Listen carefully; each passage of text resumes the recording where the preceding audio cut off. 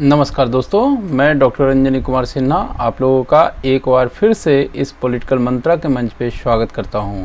और आज मैं एक बहुत ही इम्पॉर्टेंट टॉपिक जो अभी करंट में वह जस्ट इलेक्शन हुआ है, लेजिस्लेटिव काउंसिल की मैं बात कर रहा हूं, मेंबर ऑफ लेजिस्लेटिव काउंसिल। खासकर मैं अभी जो बिहार में इलेक्शन हुए हैं कुछ पदों के लिए, कुछ सीट के लिए कह लीजिए, तो वह कैसे होता है और उसकी गणना कैसे होती है, इस पे जो है मैं बात करने के लिए उपस्थित हुआ हूँ। दोस्तों, यह हम लोग जानते हैं कि इस प्रकार के इलेक्शंस जो होते हैं उसकी गणना की प्रक्रिया जो है थोड़ी पेचीदगी से भरी हुई है और आम लोगों को यह समझ में बात नहीं आती है, क्योंकि इसका जो सिस्टम है वो थोड़ा सा टेढ़ा ज़रूर है, मैं भी एक्सेप्ट करता हूँ, लेकिन हाँ है यह भी बहुत इंटरेस्टिंग, इसको समझने की आवश्यकता है। चलिए तो इस की शुरुआत करते हैं हम लोग कि कैसे यह जो है कार्य करता है। शुरुआत करने से पहले मैं चाहूँगा कि चैनल को आप लाइक, शेयर एंड सब्सक्राइब ज़रूर कर दिया करें, ठीक है। चलिए तो देखते हैं कि आखिर इसका इलेक्शंस कैसे होता है। चलिए सबसे पहले मैं यहाँ पर आपको यह बताना चाहूँगा कि दो प्रकार के इलेक्टोरल सिस्टम जो है हमारे के यहाँ वह यूज होता है। क्या इतना दो प्रकार के, ठीक है ना। और दो प्रकार में से एक प्रकार जो होता है वह मेजोरिटेरियन सिस्टम होता है। क्या होता है? Majoritarian system. और दूसरा जो होता है वह प्रोपोर्शनल रिप्रेजेंटेशन, जिसको कहते हैं पीआर के भी नाम से जाना जाता है। इसके अंतर्गत आप देखिए जो चीज़ें हैं वह जैसे लोकसभा का इलेक्शन होता है, जैसे विधानसभा का इलेक्शन होता है, पंचायती राज सिस्टम्स का इलेक्शन होता है, सारा इसके हिसाब से होता है, ठीक है। जहाँ तक बात है पीआर यानी प्रोपोर्शनल रिप्रेजेंटेशन के संबंध में, तो यहाँ पर प्रेसिडेंट्स का इलेक्शन इसके साथ होता है, ठीक है। उसके बाद राज्यसभा के जो इलेक्शन होते हैं इसके अनुसार होता है। उसके बाद विधान परिषद के जो इलेक्शन होते हैं इसके अनुसार होते हैं। अब दोनों में अंतर क्या है, थोड़ा सा मैं यह आपको यहाँ पर बताना चाहूँगा।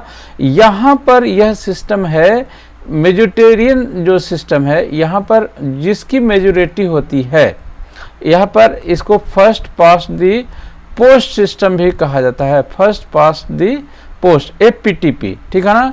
जो सबसे इस पोल को छू लेगा, ठीक है ना। हालांकि मैं इसको एक इंसान बना दिया, चलिए ये पोल है, इसको जो छू लेगा वह जो है विजेता हो जाएगा, चाहे वह एक कदम आगे हो, एक सेकंड आगे हो, कुछ भी हो, वह जीत जाएगा। लेकिन यहाँ पर जीतने के लिए वह जो सिस्टम है वह लागू नहीं होता है। यहाँ पर जीतने के लिए क्या होता है, एक जो है वह कोटा निर्धारित होता है। अब कोटा निर्धारित करने का जो है हर का एक अलग अलग तरीका है, ठीक है ना। तो ये आज हम बात करेंगे, खासकर हम बात करेंगे अभी बिहार MLC का जो इलेक्शन जस्ट हुआ है और 5 तारीख को उसकी गणना होनी है। तो ये गणना कैसे होती है, इसका इलेक्शन कैसे होता है, वो मैं थोड़ा सा यहाँ पर चर्चा करने के लिए उपस्थित हुआ हूँ, ठीक है। अब यहाँ पर आप समझ गए होंगे कि MLC का इलेक्शंस जो है किस विधि से होता है। तो वो होता है प्रोपोर्शनल रिप्रेजेंटेशन के अंतर्गत कोटा निर्धारित होता है उसमें। और कोटा निर्धारित जो है वह कैसे होता है उसकी चर्चा मैं करूंगा। उसके पहले मैं आपको बता दूं कि बाई कैमरल जो स्टेट्स हैं वो कौन कौन हैं और उसकी संख्या जो है वह कितनी है। कुल संख्या इसकी 7 है। कुल संख्या इसकी क्या है? 7 है। इसमें हम लोग आंध्र प्रदेश, बिहार, ठीक है, कर्नाटका, उसके बाद उड़ीसा, उसके बाद महाराष्ट्र, ठीक है, उसके बाद फिर तेलंगाना और इसके बाद फिर जो है उत्तर प्रदेश।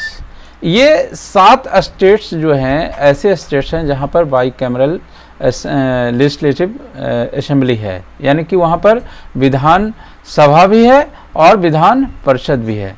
अब हम बात करते हैं कि विधान परिषद जो अभी जस्ट MLC का इलेक्शन हुआ है उसका वोटों की काउंटिंग जो है वह क्या होती है। देखिए इस संबंध में जो चीज़ें हैं वह कितनी, ये अस्थाई सदन है, ये बहुत आम बात है, लेकिन मुख्य रूप से मेरा यहाँ पर उद्देश्य इस वीडियो के पीछे था कि इसकी गणना कैसे होती है, कोटा निर्धारण कैसे होता है, उस चीज़ की चर्चा करना, ठीक है ना।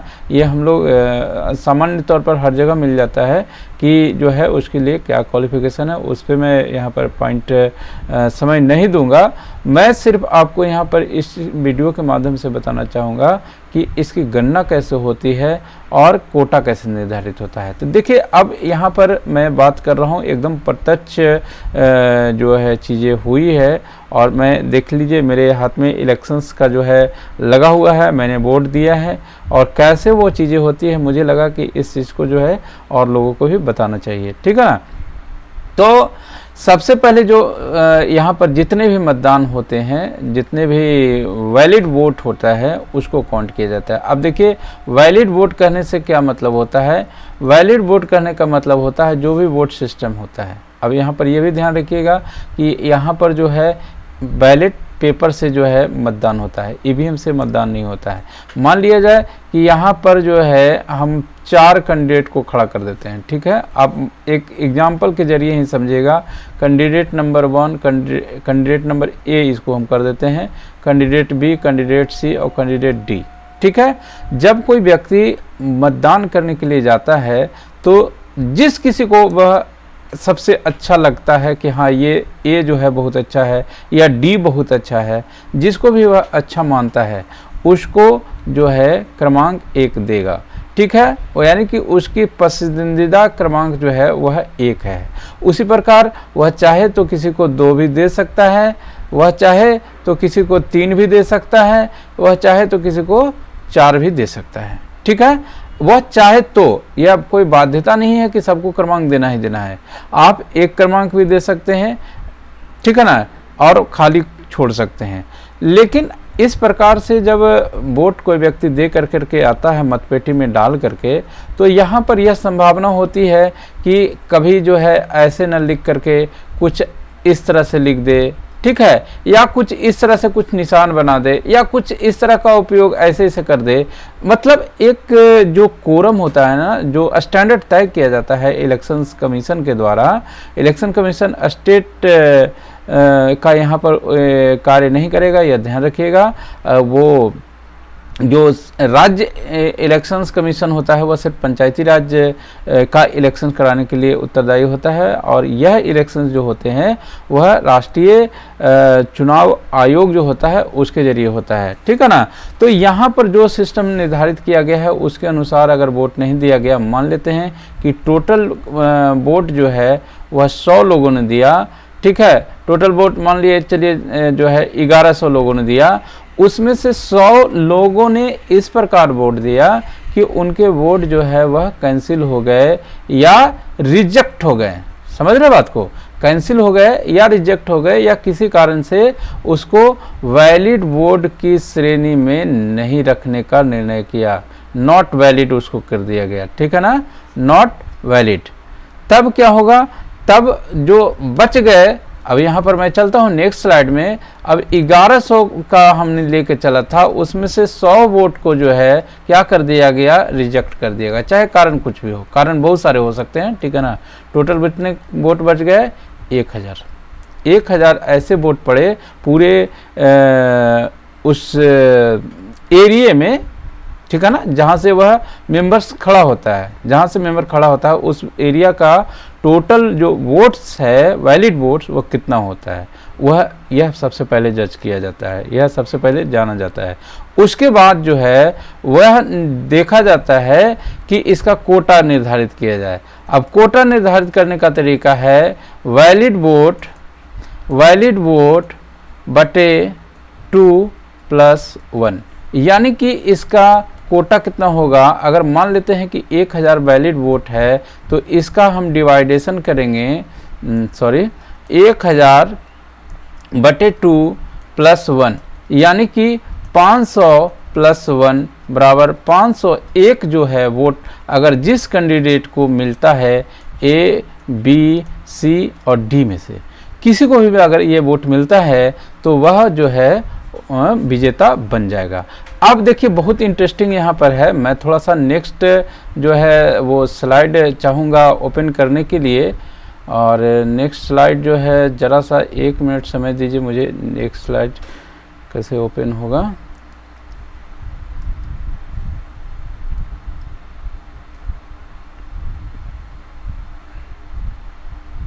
इंसर्ट,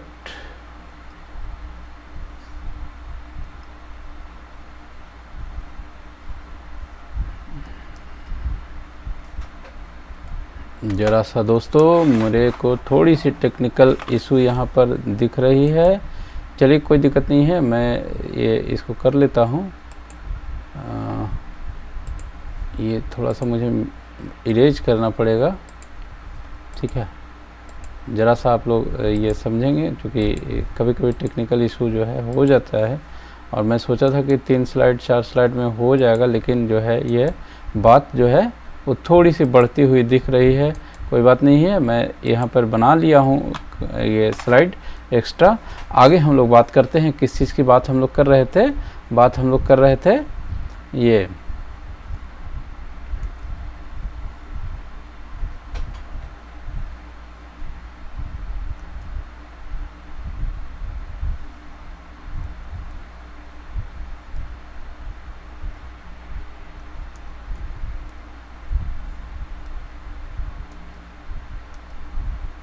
हाँ चलिए आ गया। पेन थोड़ा सा जो है कभी कभी मार खाता है, खैर कोई बात नहीं है। हम लोग ये इसको कंटिन्यू करते हैं कि क्या हम लोग बात कर रहे थे। तो नेक्स्ट स्लाइड में हम लोग बात की कोटा निर्धारित करने का बात किए थे, ठीक है ना। थोड़ा सा ये बीच में कुछ डिस्टर्बेंस टेक्निकल इशू हो गया था, खैर कोई बात नहीं है, आ गया है, सारे चीज़ लाइन पे आ गया है। अब यहाँ पर 501 जो है वह क्या चाहिए, किसी भी कैंडिडेट को जीत के लिए चाहिए। अब देखिए यहाँ पर आपको ध्यान होगा कि मैंने यहाँ पर निर्धारित किया था कि किसी व्यक्ति को जो है वह 1 नंबर 1 2 3 और 4, ठीक है ना, इस प्रकार से जो है वह चीज़ें दी गई है ना। तो अब यहाँ पर मान लेते हैं पहले राउंड का जो गणना हो रहा है, सबसे पहले जो है पहले राउंड की गणना होगी, फर्स्ट राउंड गणना होगी। तो फर्स्ट राउंड गणना में हम चलते हैं लेकर के उदाहरण, ए खड़ा है, बी खड़ा है, सी खड़ा है और डी खड़ा है। टोटल वोट की संख्या जो है वैलिड कितनी है, 1000 है, ठीक है ना। अब यहाँ पर आप खुद निर्धारित करें, मैं सिर्फ एक एजम्पशंस ले रहा हूँ, अनुमान लगा रहा हूँ कि इस तरह से चीज़ें हो सकती है और उससे आपको समझ में भी चीज़ें आएगी। देखिए आगे कैसे होता है, ठीक है। देखिए मान लेते हैं कि ए को जो है 400 वोट मिला, ठीक है, मान लेते हैं, यह कुछ भी उदाहरण लिया जा सकता है। इसको जो है वह 300 वोट मिला, ठीक है, कितना हो गया 4 3 700, और इसको कितना मिला 200, ठीक है, 4 3 7 और 2 900, और इसको कितना वोट मिला 100। अब यहाँ पर जीतने के लिए हमने क्या कोटा निर्धारित किया था, क्या जो नियम है उसके अनुसार 501 वोट जो है वह चाहिए होगा, ठीक है ना। लेकिन इस स्थिति में आपको क्या नज़र आ रहा है, किसी को मिला है 501 वोट, नहीं मिला है। तो इसके अनुसार जो है फर्स्ट राउंड की गणना में कोई भी विजेता घोषित नहीं किया जा सकता है, ठीक है। अब क्या होगा, यहाँ पर हम लोग जानते हैं कि इस सिस्टम का यह बहुत बड़ा लाभ है कि जितना भी वोट पड़ता है ना वो एक भी बर्बाद नहीं जाता है, एक भी बर्बाद नहीं जाता है, यानी कि इसका वोट जो है वह ट्रांसफ़र हो जाता है, ठीक है ना। ट्रांसफ़र कैसे होता है इसे देखिए।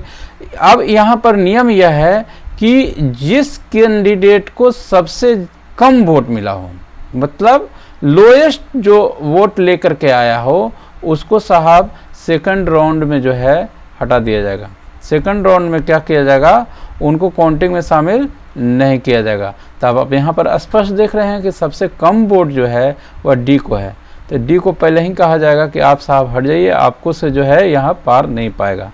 अब यहाँ पर देखिए आगे हम लोग लेकर चलते हैं, क्योंकि यहाँ पर गणना करने में थोड़ी दिक्कत होगी, कैसे यह चीज़ें होगी वो मैं थोड़ा सा नेक्स्ट स्लाइड पर लेकर चलता हूँ। यहाँ पर मैं लेकर आया था ए को 400, बी को 300 और सी को 200, है ना, और डी को जो मिला था 100 मिला था। तो यहाँ पर इसको हम हटा देंगे अभी, ये सॉरी यहाँ पर मैं सी फिर से लिख दिया था, डी यहाँ पर है, तो 100 जो ये है इसको हटा देना है। अब हटा करके करना क्या है साहब, इस 100 वोट को जो है इन सभी ए बी सी जो हैं इसमें बांटना है। अब बांटेंगे कैसे हम, अब देखिए मैं बताता हूँ आपको, थोड़ा सा यहाँ पर समझने का प्रयास करिएगा। मैं पूरा प्रयास करूँगा कि ये चीज़ जो है आपको क्लियर कर दूँ और भविष्य में आपको दिक्कत ना हो, ठीक है। अब ये जो मतपत्र है ये मतपत्र एक आदमी का है, ठीक है ना। यहाँ पर ए खड़ा है, यहाँ पर बी खड़ा है, यहाँ पर सी खड़ा है, यहाँ पर डी खड़ा है। अब एक कोई व्यक्ति जाता है वह इसको एक वोट देता है, ठीक है, और डी को जो है वह सी को जो है 2 वोट, दूसरा मत ये अपना क्या बोलते हैं उसको चॉइस देता है, ठीक है। डी को जो है तीसरा देता है और बी को जो है चौथा देता है। ये सब एक एग्जम्पशन है, यह आप ध्यान रखिएगा, ठीक है ना। मान लेते हैं कि यहाँ पर इस प्रकार की चीज़ें हैं और यह जो ये वोट आएगा यहाँ पर जो है डी को यहाँ पर 1 देना होगा, क्योंकि ये क्रमांक इसमें चला जाएगा, ठीक है ना। तो यहाँ पर मान लेते हैं कि 3 दिया है, अब ऐसे मान के चलेंगे क्योंकि इसका वोट रहा है, तो पहला वोट जब इसको पड़ा होगा तभी उस वोट को हम हटा सकेंगे, है ना। तो ये ध्यान रखिएगा कि पहला वरीयता डी को मिला तभी इसमें हम काउंट किए थे ना, यहाँ पर 1 आएगा सबसे पहले। अब यहाँ पर हमको यह देखना है कि ये 2 नंबर जो वोट इसको मिला है वो किसको मिला है, तो 2 नंबर वाला वोट जो है यहाँ देखिए सी को मिल रखा है, तो यहाँ पर +1 कर देंगे हम यहाँ पर, यानी कि सी का वोट जो है वह 201 हो जाएगा, ठीक है। उसी प्रकार दूसरा जब इसका 99 वोट इस प्रकार जो है सारा खोला जाएगा और देखा जाएगा कि जो है ये यहाँ तो 1 नंबर दिया रहेगा, फिर 2 नंबर मान लिया कि किस में दिया हुआ है, 2 नंबर ए में दिया हुआ है, तो फिर से प्लस इसको 1 वोट मिल जाएगा। आप समझ रहे हैं, सारे वोट्स मिलने के बाद जो भी जिसमें जुटेगा, मान लिया कि इसको मैं 100 वोट का हम अगर इसमें डिस्ट्रीब्यूशन करें तो यहाँ पर मान लेते हैं कि जो है 60 यहाँ मिला, कितना मिला 60 मिला, यहाँ पर जो है 20 मिला, 60 20 80 हो गया, और यहाँ पर भी जो है हम मान लेते हैं कि 20 मिला, ठीक है, यहाँ पर 20 मिला, 100 अंक हो गया।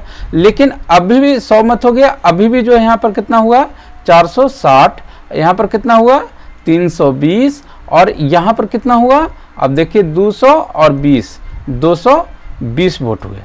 अभी भी जो है सेकंड राउंड की गणना के बाद भी जो है आप समझ लीजिए कि कोई भी कैंडिडेट जो है विनर घोषित नहीं किया जा सकता है, समझ रहे बात को।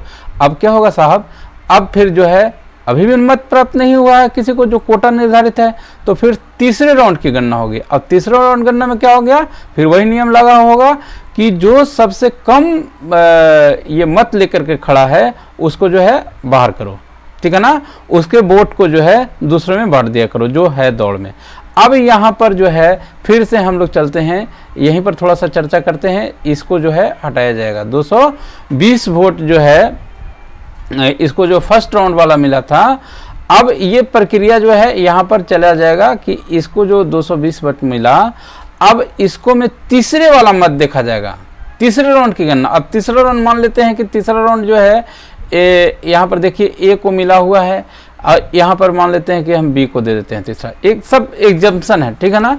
और तीसरे राउंड की गणना में मान लेते हैं कि जो है यहाँ पर मिलता है आपको 220 है यहाँ पर, तो 180, चलिए 180 जो है इसको ये दे देते हैं, और यहाँ पर और कितना बच गया 40 बचा ना, 20 20 40, हाँ चलिए इसको हम बस दे रहे हैं आपको समझाने के लिए, ऐसा कुछ ये नहीं है कि इतना ही मिला होगा, ज़्यादा कम बेसी हो सकता है। तो अब देखिए यहाँ पर कितना हो गया, यहाँ पर हो गया 360, और यह जो है पार कर गया 8 6 14, 4 1 5 1 6। तो थर्ड राउंड में यह ए जो है वह विजेता होगा, समझ रहे बात को। इस प्रकार जो है यह गणना होती है, और यह थोड़ा सा जो है काफ़ी टिपिकल तो है, सामान्य चीज़ नहीं है कि 1 वोट से जीत गया, 900 वोट लाया, 901 लाया तो यह विजेता हो गया, यह सामान्य सी बात है। लेकिन यह गणना किस प्रकार होती है और फर्स्ट राउंड की गणना में तो सभी उसके एजेंट वगैरह भी होते हैं, कुछ और टर्म कंडीशन होता है, लेकिन बेसिक जो चीज़ें हैं ना, वो कैसे चीज़ें जो है कार्य करती है, वह इस प्रोपोर्शनल रिप्रेजेंटेशन के अंतर्गत यही व्यवस्था है कि जो है चीज़ें, कोई भी वोट जो होता है ना, वह बर्बाद नहीं जाता है, उसको जो है फिर से काउंट कर लिया जाता है। और यह व्यवस्था से जो है सभी को रिप्रेजेंटेशन बराबर रूप से मिले, सभी को जो है वह शामिल करने का प्रयास किया जाए, यह सोच कर के यह व्यवस्था जो है बनाई गई थी।